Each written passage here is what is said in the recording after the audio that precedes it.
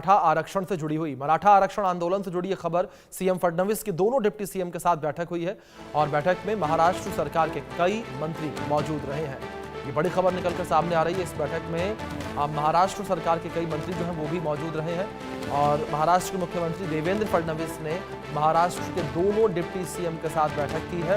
इस बैठक में एकनाथ शिंदे, अजित पवार शामिल रहे और कई मंत्री भी इस बैठक में शामिल हुए हैं। मराठा आरक्षण आंदोलन को लेकर यह बड़ी खबर निकलकर सामने आ रही है। मनोज जरांगे एक बार फिर से मराठा आरक्षण को लेकर आंदोलन कर रहे हैं, अनशन पर बैठे हुए हैं और उनका साफ तौर पर कहना है कि जब तक सरकार जो है वो आरक्षण नहीं देगी तब तक आंदोलन खत्म नहीं होगा। मुंबई में मराठा आरक्षण को लेकर अनिश्चितकालीन हड़ताल पर बैठे कार्यकर्ता मनोज जरांगे ने कहा कि वो अपने अनशन के चौथे दिन यानी कि आज से पानी पीना भी बंद कर देंगे। उन्होंने कहा है कि वो गोली खाने को भी तैयार हैं ताकि अन्य पिछड़ा वर्ग यानी कि ओबीसी में मराठा समुदाय को आरक्षण मिल सके। जरांगे ने सरकार से मांग की है कि उपलब्ध दस्तावेजों के आधार पर आरक्षण पर सरकारी आदेश जारी किया जाए। मुंबई से हमारे सहयोगी शाहिद अंसारी ने प्रदर्शनकारियों से खास बातचीत की। आप रिपोर्ट में देखिए।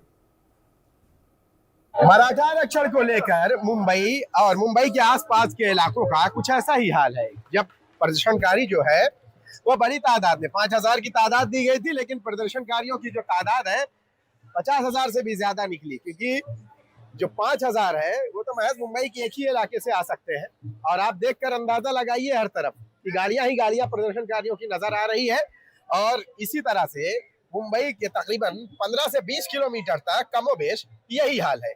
हालांकि जारंगे पाटिल जो इस मराठा आंदोलन को लीड कर रहे हैं, उन्होंने साफ कह दिया है कि जब तक मांगे पूरी नहीं होंगी हम यहाँ से हटने वाले नहीं हैं। और मैं इस वक्त मुंबई के आजाद मैदान और आजाद मैदान के जो बाहर का इलाका है यहाँ मैं मौजूद हूँ। यहाँ लोगों से हम बातचीत करेंगे। क्या मांगे हैं आपकी, किन मांगों को लेकर आप यहाँ इकट्ठा हुए हैं? और आरक्षण मिलना चाहिए जी। कहाँ से आए आप? हम धाराशिव जिले से आए, वडगांव। धाराशिव, उस्मानाबाद। हाँ। आप बताइए क्या मांगे हैं आप लोगों की? हमारे को ओबीसी में से आरक्षण होना मराठा समाज को, जो कि हम एजुकेशन में जो पीछे है वो मिलना चाहिए। हमारे को जो फीस लगती है वो सबसे ज्यादा रहती है। हम ओपन है इसलिए हमको ज्यादा फीस लगती है और वो जो कैटेगरी में है उनको कम लगती है। और हमारा समाज सबसे कम हो गया है। जो हमारे पास खेती बाड़ी थी वो सब बढ़ चुकी है। अभी थोड़े थोड़े हमारे पास बचा हुआ है। जो पहले था हमारा समाज था, अभी भी कुछ आदमी हमारे जो है लोग है वो है श्रीमंत है, लेकिन सब कुछ वैसे साहब उनके जैसे नहीं है। हमारे में भी कुछ आर्थिक परिस्थिति उनकी कम है। जी जी। तो इसीलिए हमको ओबीसी की कैटेगरी से आरक्षण मिलना ही चाहिए। हम परभनी जिले से आए वाले। अच्छा अच्छा। और हम यहाँ जब तक आरक्षण नहीं मिलेगा तब तक हम जाने वाले नहीं है। सरकार ने तो एक दिन का समय दिया था, एक दिन बढ़ा भी दिया गया, 5000 लोगों के लिए बोला गया था। तो हमारे 5 कोटी से भी आगे आने वाले लोग आए। जी जी। जो रेलवे स्टेशन पे है, जो वासी में रुके वाले है, जो यहाँ पे रुके वाले लोग है, तो उनको तो नहीं रोक सकते। इतने सारे लोग आए हैं, कैसे मैनेज कर रहे हैं आप लोग? हम लोग हमारे हाथ से कुछ खा रहे, जो मिल रहा है वो खा के बैठेंगे। जो खाना खाएंगे, जो मिलेगा वही खाएंगे, लेकिन घर को नहीं जाएंगे जब तक मांगे पूरी नहीं। मांगे हमारी पूरी जब तक नहीं होती। जरांगे पाटिल साहब जब तक कुपोषण पर बैठे वाले हैं, हम यहाँ से हिलने वाले नहीं है। आइए, और भी बहुत सारे लोग हैं यहाँ पे। आप देखिए ये पूरे इलाके में हर तरफ जो है ये नगाड़े नक्कारों की गूंज आपके कानों को सुनाई दे रही होगी। आप देखिए हर तरफ जो है कमोबेश यही हाल है और बड़े जोश के साथ लोग यहाँ आए हुए हैं कि जो आरक्षण की मांग है उस आरक्षण की मांग को जो है कि जब तक वो पूरा नहीं होगा ये वापस नहीं जाएंगे, ऐसा इन लोगों का कहना है। आप देख सकते हैं कि यहाँ जो लोग हैं बड़ी तादाद में जो है यहाँ मौजूद है और कई इलाकों में जो है, जो आप ये मंजर देख रहे हैं, जो दृश्य आप देख रहे हैं, ये कई इलाकों में इसी तरह से जो है लोग जो है आरक्षण और आरक्षण की जो मांग है, इस मांग को लेकर जो है बड़ी तादाद में लोग जो है मुंबई के अलग अलग हिस्सों में जो है मौजूद है। और हर एक ने यही कहा है कि जब तक मांगे पूरी नहीं होंगी वो वापस यहाँ से जाने वाले नहीं है। क्योंकि जारंगे पाटिल ने, आपको मैं बता दूं, इस तरह के आंदोलन जो है काफी पहले से वो करते चले आ रहे हैं और हमेशा से जो है उन्हें उनका कहना है कि उन्हें आश्वासन दिया गया। आज भी जो है जो कमेटी है, जो इस रिजर्वेशन को लेकर सरकार की जो कमेटी है वो भी यहाँ आई है जारंगे पाटिल से बात करने के लिए। यहाँ दूसरे लोग मौजूद हैं जो प्रदर्शनकारी, इनसे बात करेंगे। कहाँ से आए आप लोग? जालना। क्या मांगे हैं? मराठा आरक्षण मिलना चाहिए। समय 1 दिन का दिया गया था, आप लोग तो कब वापस जाएंगे? जी बोलिए, कहाँ से आए आप लोग? जालना से आए, क्या मांगे हैं? बाइक से आए। अच्छा, बाइक से आप आए? हो गया सफर कर रहे जी। इधर हम लोग 2 दिन से, परसों से। जी जी। हमारी खाली एक ही मांग है, हमको आरक्षण मिलना चाहिए, तब हम मुंबई छोड़ेंगे, नहीं तो मुंबई हम छोड़ने वाले नहीं है। हमारे पाटिल कुपोषण को बैठे आज, पाटिल की खातिर हम लोग इधर 1 महीने से रुकने की जरूरत पड़ी तभी रुकेंगे, मगर मुंबई छोड़ेंगे नहीं हम। सरकार ने 1 दिन का समय दिया था, 1 दिन बढ़ा दिया गया। आप लोग सरकार हमारे साथ षड्यंत्र कर रही है। 1 दिन का 1 घंटा दे, हम लोग मुंबई छोड़ने वाले नहीं। मांग क्या है आप लोग की इस बार जो है? आरक्षण लेके हम घर जाएंगे, बाकी कुछ नहीं। हमसे सरकार से कोई हमारा दुश्मन नहीं, हमको खाली आरक्षण चाहिए। आप कहाँ से आए और क्या मांगे? मैं जालना से हूँ, जालना तालुका जिला जालना। जी जी जी। मेरा नाम आतुल साहनी है और मेरी फडणवीस साहब से ये मांग है कि हमको आरक्षण, कुणबी आरक्षण, ओबीसी आरक्षण मिलना चाहिए। उन्होंने हमारे समाज पे ये अन्याय चला है। हमारा आरक्षण, हमारे हक का, हमारे जी खुद का है, वो मिलना चाहिए। हमारे हक का वो आरक्षण नहीं दे रहे, उनको हमारी हाथ जोड़ के विनती है सीएम साहब को जी कि हमको आरक्षण मिलना चाहिए। मुंबई के अलग अलग हिस्सों में कुछ यही हाल है कि सारे प्रदर्शनकारी इसी जोश के साथ जो है इकट्ठा हुए हैं और सबकी एक ही मांग है कि जब तक आरक्षण की उनकी मांग पूरी नहीं होती वो वापस नहीं जाएंगे। Shahid Ansari, India news, Mumbai. मुंबई के आजाद मैदान में मराठा आरक्षण को लेकर प्रदर्शन जारी है। इस पर समाजवादी पार्टी महाराष्ट्र अध्यक्ष अबू आसिम आजमी ने कहा है कि अगर सरकार इसी तरह से हरकत में नहीं आती है तो इस मुद्दे को सभा में भी उठाएंगे। बिल्कुल समर्थन है, क्योंकि ये जो सरकार इतने दिन से उसको अवॉइड कर रही है, कितने दिनों से इसका आंदोलन चल रहा है। मैं बधाई देना चाहता हूं जनों के पार्टी साहब को कि उन्होंने ऐसा मोर्चा किया कि आज तक मुंबई में, महाराष्ट्र में ऐसा मोर्चा हुआ नहीं। बहुत जबरदस्त मोर्चा हुआ और इसके साथ मुस्लिम आरक्षण भी मिलना चाहिए 5%, जो सरकार ने वादा किया था, हाउस के अंदर वादा किया था। मराठा रिजर्वेशन, मुस्लिम रिजर्वेशन होना चाहिए। बाकी जितने रिजर्वेशन पहले से चल रहे उसमें कोई कटौती नहीं करके ये रिजर्वेशन जल्दी मिलना चाहिए, ये हमारी डिमांड है। पड़ेगा, अगर नहीं सुनेंगे तो महाराष्ट्र की राजनीति पड़ेगा। जो सत्ता में बैठे हैं ना, इन्होंने बार बार वादा किया और जोरंगे पाटिल साहब कोई मामूली आदमी नहीं है, बहुत जबरदस्त आदमी उनके पास। देखो इतना जबरदस्त उन्होंने जो किया है, मोर्चा किया है, सरकार हिल गई है। सरकार जो है इस पर गौर करना ही चाहिए और जब तक कुछ नहीं करेगी मुझे लगता है कि मोर्चा खत्म नहीं होगा। ये मुंबई में हर भाषा और हर संस्कृति का रंग देखने को मिलता है, तो वहीं हर बार मराठी भाषा को लेकर सवाल उठता रहा है और हाल ही में मुंबई मराठी न बोलने पर बड़ा विवाद हुआ है। मुंबई से सटे मीरा रोड के लोगों का इस विषय पर क्या कुछ कहना है, आप खास रिपोर्ट में देखिए। बात हो रही है मराठी अस्मिता को लेकर, बात हो रही है मराठा भाषा को लेकर। जिस तरह से मुंबई में मराठी भाषा को लेकर विवाद चल रहा है, हम इस वक्त खड़े हैं मीरा रोड में, जहां पर बहुत ही बड़ा हादसा हुआ है। यहां पर भी लोगों को मराठी भाषा ना बोलने पर मारा पीटा गया है। हमारे साथ कुछ लोग मौजूद हैं जिनसे बात करेंगे। सर, आपकी नज़र में जिस तरह से ये प्रोटेस्ट शुरू हुआ कि मराठी बोलना, आपको बोलना है, अगर आप नहीं बोलोगे तो आप पीटे जाओगे, क्या कहना है आपका इसके ऊपर से? देखिए, ये जो पहला प्रश्न है कि मराठी को लेकर जिस तरीके से सख्ती या ये है कि पहला तो एक स्टेट लैंग्वेज है और उस स्टेट लैंग्वेज को हमको आदर करना चाहिए और सीखने की कोशिश करना चाहिए। नंबर 1 कि हम जिस स्टेट में रह रहे हैं और भाषा हमेशा ऐसी होती है कि जिससे लोगों को जोड़ा जाता है। अगर मैं यहाँ के किसी स्थानिक से थोड़ा सा भी मराठी में बोलूँगा तो वो ज़्यादा अटैचमेंट फील करेगा मुझसे। तो ज़्यादा ज़रूरी है कि भाषा को एक संपर्क के माध्यम के तौर पर हमें इस्तेमाल करना चाहिए, नंबर 1। नंबर 2 कि जिस तरीके से फोर्सफुल इसका इम्प्लीमेंटेशन हुआ है उसके लिए भी कई कारण हमको जो देखने को आते हैं। नंबर 1 कारण के जिस तरीके से दक्षिण भारत में लगातार एक विवाद गर्माता रहा है कि तमिल या हिंदी इम्पोजिशन की बात होती रही है, तो हिंदी को एक अपोजिशन आज से नहीं है, ये 60 और 70 के दशक से लगातार इस इम्पोजिशन को हम देखते आए हैं और ये हमेशा एक इरप्ट होता रहता है। और हमने ये देखा है कि ये भाषा का इरप्शन तब शुरू होता है जब महाराष्ट्र में मराठी को या हिंदी को एक मेन लैंग्वेज करके कहें कि मुख्य लैंग्वेज कर डालने की कोशिश की जाती है, और उसका एक प्रतिक्रिया के अंदर हम बोलेंगे, क्या बोल सकते हैं कि ये एक प्रतिक्रिया है जो यहाँ के स्थानिक लोगों के ज़रिए, और दूसरा एक पॉलिटिकल मोटिव भी है इसके पीछे कि लोग अपना एक ग्राउंड बनाना चाहते हैं। लेकिन दूसरा बड़े पैमाने पर हिंदी इम्पोजिशन जो सरकार का कोशिश है, ये ढका छुपा नहीं है। ये संपर्क की भाषा हम बोलेंगे, हिंदी एक संपर्क की भाषा है। बॉलीवुड के आने के बाद बहुत सारे पूरे देश के अंदर हिंदी एक बड़ा सा जो है संपर्क की भाषा के तौर पर उभरी है। लोग जो है चाहे कश्मीर से कन्याकुमारी या गुजरात से आसाम, लोग हिंदी के अंदर थोड़ा बहुत जो है कम्युनिकेट कर लेते हैं। इसी तरीके से इंग्लिश भी जो है वो भारत के अंदर और अंतर्राष्ट्रीय तौर पर हम देखते हैं कि वो एक संपर्क की भाषा है और तेज़ी से उभरी है पूरे। अगर मैं कहूँगा कि यहाँ पर आप मराठी स्कूलों को जाकर देख लीजिए, हिंदी स्कूलों को देख लीजिए, उर्दू भाषी की स्कूलें जो चला करती थी वो सारी आज बंद के कगार पर है, उसकी जगह इंग्लिश ने ले लिया है। तो ये एक समझने की बात है कि बिज़नेस लैंग्वेज कौन सी हो सकती है।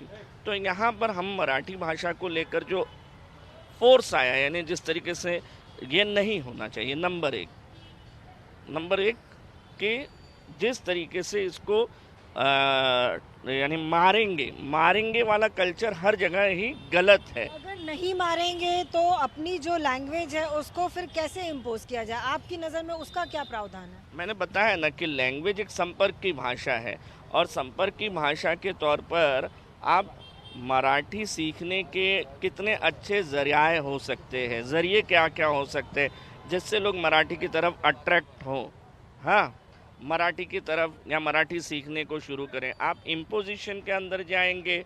अब जैसे मैंने देखा है कि कई सारे लोग जो है विदेश जाते हैं, विदेश में उनकी भाषा चाहे अरबिक या इंग्लिश उतनी फ्लुएंसी ना हो, लेकिन कुछ दिनों के बाद वो वहाँ सीखना शुरू कर देते हैं और बातचीत के अंदर लेकर आते हैं। इसी तरीके से मराठी को भी यहाँ के स्टेट लैंग्वेज जिसको बोलेंगे, आप प्यार तो करते हैं मराठी से, आप मराठी की बात तो करते हैं, लेकिन मराठी शाला को पिछली सरकार ने, यानी ये जो सरकार है उस सरकार ने बड़े पैमाने पर बंद किया।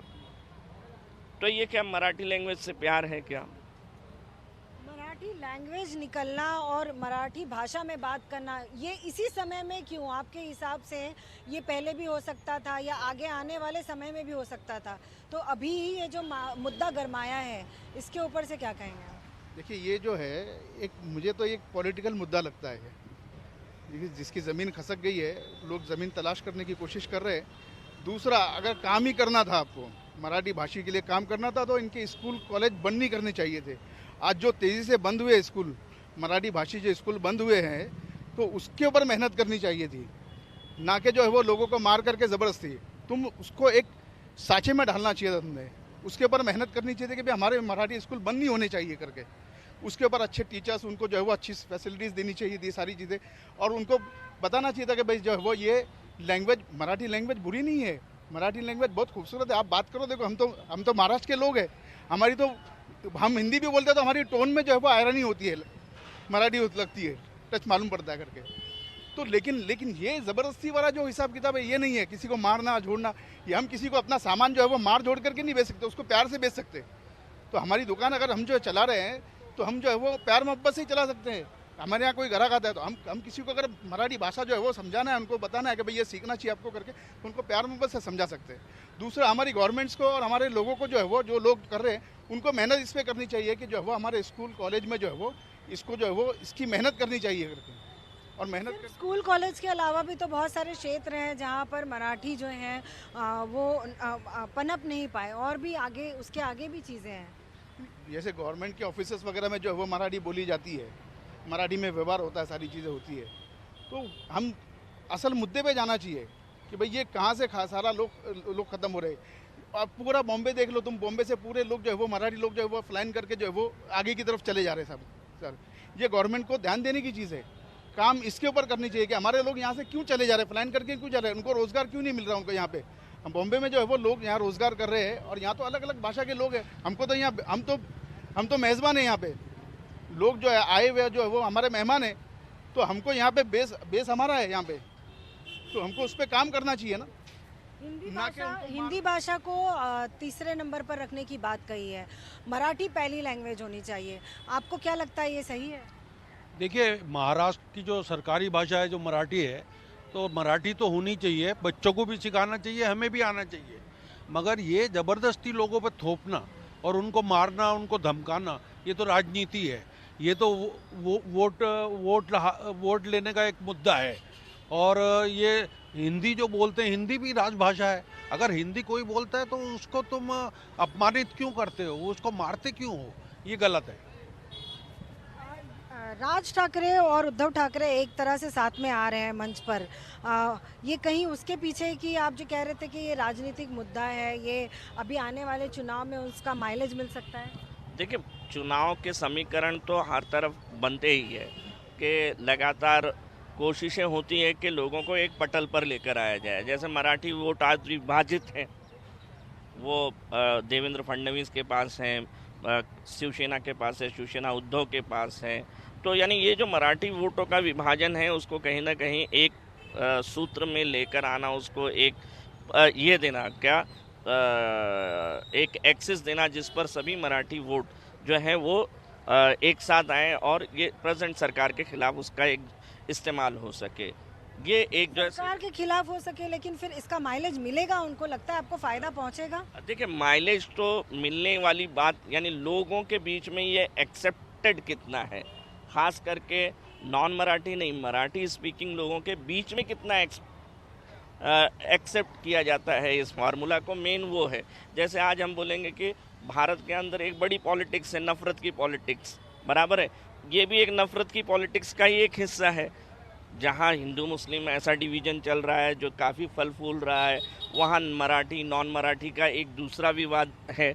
तो इस तरीके का जो तमाम चीज़ें देखने को हमको आ रही है कि ये समीकरण है, लेकिन लैंग्वेज को इससे कोई बड़ा फ़ायदा होने के जिसको बोलेंगे, उसके लिए आपको लैंग्वेज को प्रोत्साहित करना पड़ेगा और उसको आगे बढ़ाना पड़ेगा।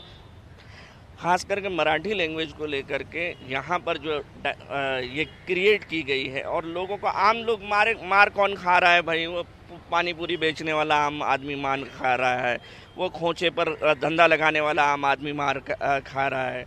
आप जो है गली के अंदर कोई नहीं बोल पा रहा है, जो अपने बीवी बच्चों को, परिवार को छोड़ के आया है, घर सही सलामत लौट पाएगा क्या नहीं, उसका भी एक क्वेश्चन ही है ना, कि आप उसके ऊपर जो है मारपीट करते हैं, अपमानित करते हैं। तो ये गलत है, ये टोटल जो है। मतलब आपके कहने का मतलब है ये लोग जो जोर जबरदस्ती कर रहे हैं वो सिर्फ गरीबों पर कर रहे हैं, जो अनएजुकेटेड हैं, पढ़े लिखे को लेकर अगर ये करते हैं तो अडानी और अंबानी पर कीजिए, आपको मालूम पड़ जाएगा। यानी इस देश का बड़ा तबका, जो अमीर तबका है, उसके ऊपर तो कोई मराठी इम्पोजिशन नहीं चलता है। तो हमें देखने को मिलता है मार कौन खा रहा है? जो संपर्क में है, आम लोग हैं। और जो लोग इन मुद्दों को लेके चल रहे हैं, तो अगर हम उनके क्लास को डिवीज़न करें तो उनका क्लास देखते हैं कि उनके खुद के बच्चे जो है वो स्कॉटिश इंग्लिश मीडियम स्कूलों में पढ़े हुए हैं। ये लोग कहेंगे कि आम बच्चों को जो है यहाँ म्यूनसिपल स्कूलों में पढ़ाइए, मराठी स्कूलों में। लेकिन ये फ़र्क कहाँ से आता है? जनता भी आपको देख रही है, जज कर रही है, और देखने के साथ साथ उसमें अमल करती है। आपका बच्चा या बाकी लोगों के बच्चे जब हायर एजुकेशन के लिए उसको एक रास्ता मानते हैं, हाँ, तो लेकिन ये लैंग्वेज बेस करके जो डिवीज़न है, वो लैंग्वेज बेस करके डिवीज़न इसीलिए आया है कि एक पोलराइजेशन किया जा सके वोटों का। और ये खास उसका समय है, नगर पालिका का इलेक्शन बिल्कुल नज़दीक है, और उस समय पर जो है इस समीकरण का इस्तेमाल किया जा सके। लेकिन अगर लैंग्वेज को बढ़ाना है, मराठी लैंग्वेज को फलना फूलना है, आगे बढ़ाना है, तो उसके कई और रास्ते हो सकते हैं। ये हमारा मानना है। और हमारा मानना है कि ये सरकार ने भी जिस तरीके से हिंदी इम्पोजिशन की बात कही है, खास करके मैं एक छोटा सा मीम देख रहा था, तो वो बोलते हैं कि नॉर्थ यानी उत्तर प्रदेश में हिंदी के कई सारे अपभ्रंश हैं, मैथिली है, ये तमाम। लेकिन बोले कि हिंदी के आने के बाद, ये खड़ी बोली वाली हिंदी आने के बाद, वो सारी जो भाषाएं हैं, भोजपुरी है, वो उनका अस्तित्व आज खतरे में है। लोगों के आम बोलचाल के अंदर वो नहीं आ पा रही है। तो यानी भाषा उसके इम्पोजिशन यानी हिंदी भाषा ने सबसे पहले तो अपनी जो छोटी छोटी सिस्टर लैंग्वेजेस थी उसको ही ख़त्म कर दिया। तो ये हमें समझने की ज़रूरत है कि लैंग्वेज को भी, अब मराठी भी है, कोई एक मराठी तो है नहीं, पुणे की मराठी अलग है, खानदेश की मराठी अलग है, कोंकण की मराठी अलग है, मराठवाड़े की मराठी अलग है। तो हमें मराठी का क्या तैयार करना है, हमें मराठी का कोलाश तैयार करना है, एक बेहतर जिसका रिप्रेजेंटेशन, जिसको अच्छे से प्रेजेंट किया जा सके। उसमें भी ऐसा नहीं हो कि कोई एक तरीके के मराठी का ये हो। तो मराठी को लेकर के मेरा भी रिक्वेस्ट है कि सभी आम जन ने जो है उसको सीखने की ज़रूरत है, और उसको बड़ा प्यारा लैंग्वेज है। जैसे हर लैंग्वेज जो है, दुनिया की तमाम लैंग्वेजेस जो हैं वो क्या है, वो सीखने की चीज़ है, और सीखना बहुत अच्छी बात है। आप जहाँ सोसाइटी में रहते हैं वहाँ पर कॉस्मोपॉलिटन सोसाइटी होगी, वहाँ पर आपके हिंदू दोस्त भी होंगे। क्या कभी आपने ये फेस किया है कि आपको मराठी नहीं आती, आप हमसे मिलजुल नहीं सकते? ये सारी जो आपस में जो चीज़ें होती है वो कैसी होती है? नहीं, ये तो मतलब मैं तो जो है वो पैदा ही मराठियों के बीच में हुआ हूँ। मेरे सारे बचपन के सारे दोस्त जो है वो मराठी थे। हम खेल कर कूद के सब साथ में बड़े हुए, लेकिन कभी ये प्रॉब्लम आई नहीं। ये तो क्या है, एक पॉलिटिकल ग्राउंड तैयार किया जा रहा है, जिससे जो है वो आज जो मामला हो गया सारा, तो ये हर बार जो है वो मैंने बहुत सारी चीज़ें देखा है ऐसा कि कुछ भी चीज़ होती है तो एक ऐसा कर दो कि जो है वो जिससे सारे लोग एक जगह जमा हो जाए, इकट्ठे हो जाए। ये इस तरह से मामला जो है वो करते हैं। तो ये हर बार मतलब जो है वो अपनी अपनी ज़मीन तैयार करने के लिए जो लोग अपनी कोशिश करते रहते हैं, हर पॉलिटिकल पार्टी जो है वो अपना ग्राउंड तैयार करने की कोशिश करते हैं, कौन सा इशू को लिया जाए, कौन सा इशू को लिया जाए, कौन सा गर्म मुद्दा है। तो ये मेरे ख्याल से ये मुद्दा है ये। तो इसको जो है वो मराठी को जो है वो उन्होंने जो है वो बलि का बकरा बनाया है जो है वो। हालांकि ये अब मराठी के नाम पे किसी को मारना, तो बताइए अब उसके दिल में क्या नफरत पैदा होगी कि मोहब्बत पैदा होगी? हम किसी को मराठी के नाम पे मार रहे हैं तो उस आदमी के दिल में मराठी के लिए मोहब्बत पैदा होगी या नफरत पैदा होगी? वो तो बोलेगा ना कि यार तो ये तो हमको मार रहे हैं करके, तो वो बेशक उसके दिल में नफरत पैदा होगी। तो हमको तो मोहब्बत से सारी चीज़ें डालनी है ना। तो ये जो है वो ये कोई इशू नहीं, मतलब जो है वो ऐसा हमारी ज़िंदगी में तो कभी ऐसा मामला हमारे साथ हुआ ही नहीं। हम लोगों के साथ में रहते हैं, मेरे सारे दोस्त जो है वो महाराष्ट्र हैं, हम खुद भी महाराष्ट्र हैं, लेकिन कभी ये लैंग्वेज का फ़र्क जो है वो हमारे अंदर कभी नहीं आया कि भाई तुम मराठी क्यों नहीं बोल रहे, मराठी क्यों नहीं आती करके, जो है वो ऐसा कभी भी नहीं आया। और हम बहुत सारे लोग जो है वो हमारे दोस्त भी है, लेकिन उसमें कभी इन्होंने कभी ऐसा ये बात भी नहीं कही। मेरे कस्टमर भी बहुत सारे लोग ऐसे आते मराठी होते, लेकिन उनसे खाली प्यार से ही बात करनी है। वो बेचारे इतने अच्छे होते, इतने सॉफ्ट होते कि वो इतने खुश हो जाते हैं कि भाई जो है वो देखो रिस्पेक्ट दे करके हम अपनी बात जो है वो लोगों के सामने रख सकते हैं। हम जो है वो अपनी बात लोगों के सामने जो है वो रिस्पेक्ट से रख सकते हैं। तो आदमी बोलेगा ना कि भाई ये लोग अच्छे करके, अभी हम किसी को मारेंगे तो वो क्या बोलेंगे कि ये लोग बुरे। आप कभी आपको बोला जाए कि जबरन मराठी बोलने के लिए, तो आप बोलेंगे मराठी? हाँ, मैं तो बोलूँगा, और मुझे तो अच्छा लगता है मराठी बोलना, और मैं चाहता हूँ कि हमारे बच्चे और लोग भी मराठी सीखें।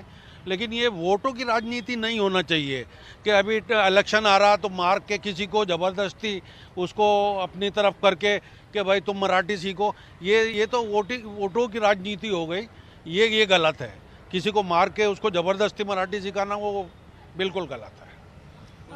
तो ये थे मीरा रोड के वो रहीवासी जो मराठी लैंग्वेज पसंद तो करते हैं, लेकिन उसे ये मानते हैं कि जबरन किसी को बोलना है, किसी से बुलवाना है, वो गलत है। इनकी नज़र में जो हाल ही में हादसे हुए हैं मराठी को लेकर, वो सिर्फ और सिर्फ एक राजनीति है और कुछ नहीं है। और राजनीति के मकसद के लिए मराठी लैंग्वेज बोलना ये उनके लिए मंजूर नहीं है। कैमरा पर्सन नितिन जाधव के साथ उनाइजा गढ़िया, इंडिया न्यूज़, मुंबई।